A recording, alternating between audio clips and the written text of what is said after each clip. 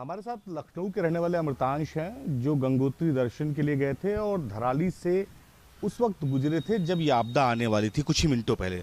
अमृतांश, आप कैसे आपने ये सफ़र शुरू किया? आप लखनऊ के रहने वाले हैं, देहरादून में आप पढ़ते हैं, तो वहाँ से अपने दोस्तों के साथ आप निकले थे? जी, हमारे 3 दोस्त थे। 5 तारीख को शाम को हम लोग निकले थे देहरादून से गंगोत्री के लिए। 5 बजे शाम को बारिश हो रही थी। फिर हम लोग हर्षिल पहुँचे, रात में 3 बजे पहुँचे थे, मतलब 6 की अर्ली मॉर्निंग हम लोग 3 बजे वहाँ पहुँच गए। तो वहाँ पे जब हम लोग स्टे करे फिर 12 या 1 बजे तक, तो हम लोग का ये था कि अब हम लोग को गंगोत्री निकलना है। हम लोग ने अपना वही लंच वंच करा मॉर्निंग में, तो लंच करके ही हम लोग जब निकले तो निकल तो गए। हमने अपना लगेज भी होटल में थोड़ा बहुत छोड़ दिया था क्योंकि ज़्यादा लगेज ले नहीं जा सकते थे, क्योंकि हम लोग को गंगा जल भी कैरी करके लाना था और हमारे पास 2 बाइक्स थी और 4 लोग थे। तो हम लोग धराली को क्रॉस करते हुए जा तो रहे थे, लेकिन धराली में एक छोटा सा नॉर्मल सा वाटरफॉल बह रहा था, बट उसमें पानी में मिट्टी ज़्यादा दिख रही थी। तो हम लोग को लगा कि कुछ हो सकता है यहाँ पे, बट हम लोग फिर भी वहाँ से निकल गए। हम लोग गंगोत्री पहुँचे, बहुत आराम से हमारे दर्शन हुए, सब कुछ ठीक रहा।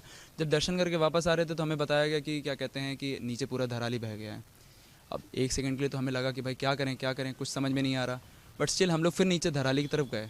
जब नीचे धराली की तरफ गए तो हमको लगा कि हाँ भाई, यहाँ पे कोई रास्ता नहीं है। हम लोग को देखना था कि पैदल कोई रास्ता है कि नहीं है, बट वहाँ पैदल रास्ता नहीं बचा था।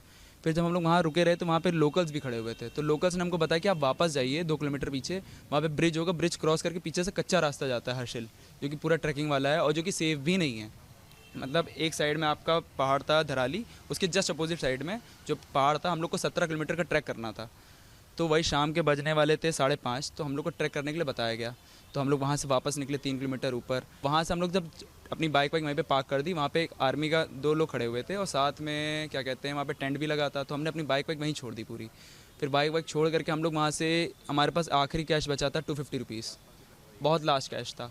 तो एक्चुअली मैं स्कूल में ट्रेन भी करा गया हूँ, मैं नेशनल एथलीट भी हूँ साइकिलिंग में भी। तो साथ में हम लोग ने स्कूल में स्काउट एंड गाइडिंग भी करा हुआ है। तो हम लोग को थोड़ा आइडिया था कि हम लोग को क्या क्या करना चाहिए। और साथ में फिर हम लोग वहाँ से निकले तो धीरे धीरे करते हुए हम लोग का रास्ता तो बहुत कठिन था। उसके बाद हम लोग अराउंड रात के 9:30 बजे हर्षिल पहुँचे थे। रास्ता पूछते पूछते हमको पता चला कि पूरा का पूरा हर्षिल खाली करा दिया गया है, बिकॉज हर्षिल का आर्मी बेस थोड़ा सा डिस्ट्रॉय हो चुका था, बह चुका था, और वहाँ हर्षिल के 2-4 घर भी बह गए थे। तो वहाँ से फिर हम लोग को कुछ भी समझ में नहीं आ रहा था करें तो करें क्या। फिर हमने एक आर्मी के एसओ साहब थे, उनका नाम तो एक्चुअली मैं भूल गया हूँ, बट स्टिल उन्होंने हमारी बहुत हेल्प करी। तो उन्होंने बताया कि इस सामने ऊपर पहाड़ी पे एक और आर्मी बेस बना हुआ हमारा, हम लोग सब लोग को वहीं शिफ्ट करे पड़े। वहाँ पे छोटे से मंदिर में पूरे गाँव वासी को और जितने भी सिविलियंस हैं वहाँ सब लोग रुके हुए हैं। आप भी वहीं जाइए, आप मेरा नाम बता दीजिएगा, कोई इशू नहीं होगा, वहाँ रात भर रुक सकते हैं।